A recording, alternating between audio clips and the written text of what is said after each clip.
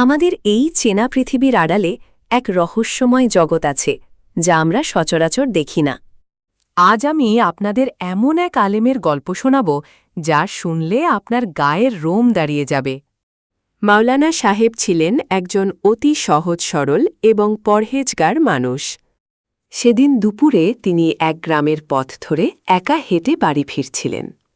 চারপাশটা হঠাৎ করেই খুব নিস্তব্ধ হয়ে গিয়েছিল, যেন কোনো এক অজানা বিপদ ঘনিয়ে আসছে। হঠাৎ ঝোপঝাড়ের আড়ালে তিনি অদ্ভুত কিছু একটা নড়াচড়া করতে দেখলেন। তিনি ভাবলেন হয়তো কোনো বিষধর সাপ বা ক্ষতিকার কোনো প্রাণী হবে। নিজের অজান্তেই তিনি এক মস্ত বড় ভুল করে বসলেন, যা তার জীবনকে ওলটপালট করে দিল। তিনি জানতেন না যে তিনি কোনো সাধারণ প্রাণীকে নয়, বরং এক জিনের শিশুকে আঘাত করেছেন। আঘাতের সাথে সাথেই সেই অদ্ভুত সাপটি নিস্তেজ হয়ে মাটিতে পড়ে রইল। আলেম ভাবলেন তিনি হয়তো বিপদমুক্ত হয়েছেন, তাই তিনি বাড়ির দিকে হাঁটা দিলেন। কিন্তু বনের বাতাস হঠাৎ ভারী হয়ে উঠল এবং চারপাশটা অদ্ভুত নীরবতায় ছেয়ে গেল। তিনি বাড়িতে পৌঁছে যখন বিশ্রামের চেষ্টা করলেন, তখন থেকেই রহস্যময় ঘটনা শুরু হল। ঘরের কোণে হঠাৎ একটা অস্পষ্ট ছায়া দেখা দিয়ে আবার মিলিয়ে গেল। তার কানে ভেসে আসছিল শিশুর কান্নার মতো এক অতি প্রাকৃত শব্দ। আলেমের হৃৎস্পন্দন বাড়তে শুরু করল। তিনি বুঝতে পারছিলেন না কি ঘটছে। হঠাৎ দেয়ালের প্রদীপটি দপদপ করে নিভে গেল এবং অন্ধকার গ্রাস করল ঘরটিকে। তিনি বিড়বিড় করে দোয়া পড়তে লাগলেন, কিন্তু ভয় তাকে আষ্টে পৃষ্ঠে জড়িয়ে ধরল। দরজার বাইরে থেকে কেউ যেন কর্কশ গলায় তার নাম ধরে ডাকল। দরজার ওপাশে ভারী পায়ের আওয়াজ ক্রমে স্পষ্ট হতে লাগল। তিনি থরথর করে কাঁপছিলেন, কিন্তু সাহসের সাথে দরজার দিকে এগিয়ে গেলেন। এক ঝটকায় দরজা খুলতেই তিনি যা দেখলেন তাতে তার রক্ত হিম হয়ে গেল। উঠোনের মাঝখানে একটি দীর্ঘ ছায়া দাঁড়িয়েছিল, যার চোখ দুটো আগুনের মতো জ্বলছিল। ছায়াটি কর্কশ স্বরে বলল, তুমি আমার নিরপরাধ সন্তানকে হত্যা করেছ। আলেম হতবাক হয়ে বললেন, আমি তো কেবল একটি কালো সাপ মেরেছিলাম। জিনটি গগন বিদারী চিৎকার করে উঠল, যা পুরো এলাকাকে কাঁপিয়ে দিল। চারপাশের বড় বড় গাছগুলো মরমর করে ভেঙে পড়তে শুরু করল। বাতাস হঠাৎ প্রচণ্ড বেগে বইতে শুরু করল এবং ঘরের প্রদীপটি নিভে গেল। তিনি অন্ধকারে শুধু অনুভব করতে পারলেন যে কেউ তার দিকে এগিয়ে আসছে। আলেমের হৃৎপিণ্ড ভয়ে জোরে কাঁপতে শুরু করল। তিনি অন্ধকারের মধ্যে কাঁপা কাঁপা হাতে একটি দেশলাই খুঁজছিলেন। হঠাৎ একজোড়া লাল চোখ অন্ধকারের বুক চিরে জ্বলে উঠল।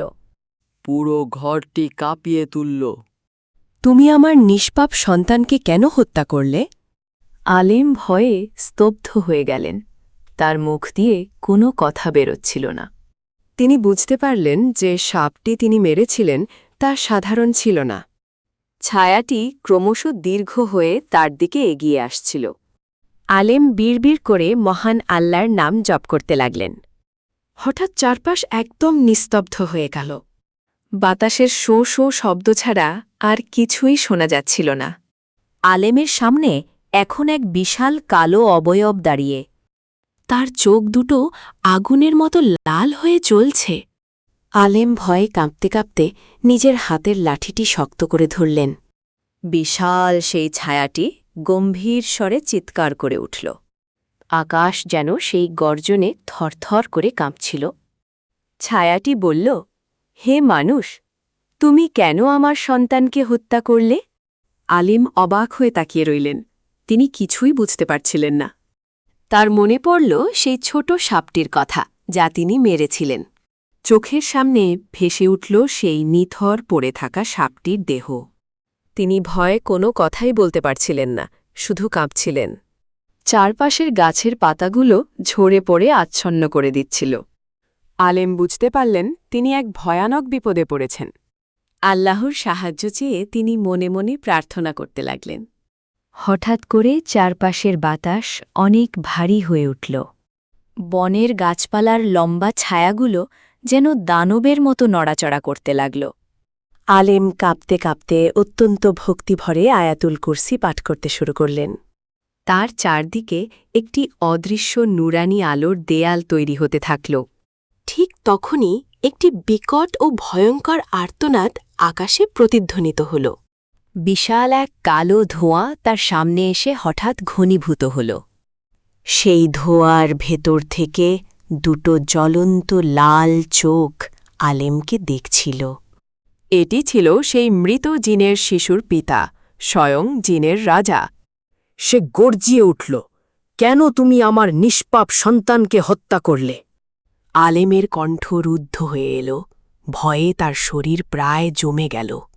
কিন্তু তিনি হাল ছাড়লেন না, অবিরাম তসবিহ পাঠ চালিয়ে গেলেন। তিনি জানতেন কেবল খোদা তাআলাই তাকে এই ভয়াবহ আযাব থেকে বাঁচাতে পারেন। হঠাৎ আলেমের হৃদয় থেকে এক মৃদু সোনালি আলো নির্গত হতে শুরু করল। ঘরের চারপাশের অন্ধকার ছায়াগুলো ধীরে ধীরে সংকুচিত হয়ে পিছিয়ে যেতে লাগল।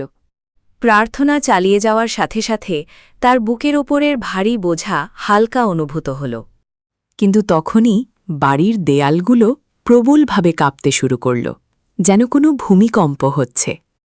ধোঁয়া এবং আগুনের তৈরি এক বিশাল ছায়ামূর্তি তার সামনে হঠাৎ আবির্ভূত হল। ইনি ছিলেন জিনদের রাজা, যার চোখ গভীর শোক ও তীব্র রাগে জ্বলছিল। তিনি বজ্রকণ্ঠে গর্জে উঠলেন, তুমি আমার নিষ্পাপ সন্তানকে কেন হত্যা করেছ? আলেম ভয় পেলেও মাথা তুলে তাকালেন। তার কণ্ঠস্বর ছিল অত্যন্ত বিনয়ী ও শকাতর। তিনি উত্তর দিলেন, হে সম্রাট, আমি জানতাম না যে সেটি আপনার সন্তান ছিল। আমি ভেবেছিলাম এটি কেবল একটি ক্ষতিকারক সাপ। দয়া করে আমার অজ্ঞতা ক্ষমা করুন। জিন রাজা এক মুহূর্ত থামলেন। তার চারপাশের আগুনের শিখা কিছুটা স্তিমিত হয়ে এল। জিন রাজা এক দীর্ঘ নিঃশ্বাস ফেললেন। বাতাসে আগুনের হলকা বয়ে গেল। তিনি শান্ত স্বরে বললেন, তুমি হয়তো জানতে না, কিন্তু আমার পুত্র আজ কবরে শায়িত। আলেমের হৃদয়ে অপরাধবোধ আরও প্রবল হয়ে উঠল। তিনি কথা বলতে পারছিলেন না। তিনি কেবল মাথা নিচু করে দাঁড়িয়ে রইলেন। তার কোনো জোরালো উত্তর ছিল না। রাজা আবার গর্জে উঠলেন, তুমি কি জানো তার মা কতটা বিলাপ করছে? আলেম করুণভাবে বললেন, আমি সব শাস্তি মাথা পেতে নিতে রাজি আছি হে সুলতান। তবে আমাকে একটু সময় দিন, যাতে আমি আমার পরিবারের কাছ থেকে শেষ বিদায় নিতে পারি। জিন রাজা কিছুক্ষণ চুপ করে থাকলেন। তার চারপাশের জ্বলন্ত রাগ কিছুটা প্রশমিত হল। তিনি বুঝতে পারলেন এই মানুষটি সত্যবাদী এবং তার মনে কোনো অহংকার নেই। অবশেষে তিনি গম্ভীরভাবে বললেন, আমি তোমাকে তোমার শেষ ইচ্ছা পূরণের একটি সুযোগ দেব। আলেম অবাক হয়ে জিনের রাজার দিকে তাকিয়ে রইলেন। তিনি ধীর কণ্ঠে বললেন, আমাকে একটিবার বিদায় নেওয়ার সুযোগ দিন। আমি আমার পরিবারের কাছে গিয়ে সব দায়দেনা মিটিয়ে আসতে চাই। সভার ছায়াময় জিনেরা নিজেদের মধ্যে ফিসফিস করতে লাগল। রাজা গম্ভীর স্বরে বললেন, আমি তোমাকে বিশ্বাস করছি। তবে মনে রেখো, সূর্যাস্তের আগেই তোমাকে ফিরে আসতে হবে। আলেম আল্লাহর নামে শপথ করে বললেন, আমি অবশ্যই ফিরব। রাজা তার জাদুকরী শক্তিতে বনের মাঝে একটি পথ তৈরি করে দিলেন। আলেম ধীর পায়ে তার গ্রামের অভিমুখে হাঁটা শুরু করলেন। তার মনে এক অদ্ভুত শান্তি বিরাজ করছিল, যদিও মৃত্যু নিকটে। সূর্য ডোবার সাথে সাথে তিনি দিগন্তের দিকে তাকালেন। তিনি বুঝলেন তার ইহকালীন সফর শেষ হয়ে আসছে। তিনি ক্ষমা চেয়ে আল্লাহর কাছে শেষ মোনাজাত করলেন। অবশেষে এক পরম প্রশান্তিতে তিনি গ্রামের আলোর দিকে মিলিয়ে গেলেন।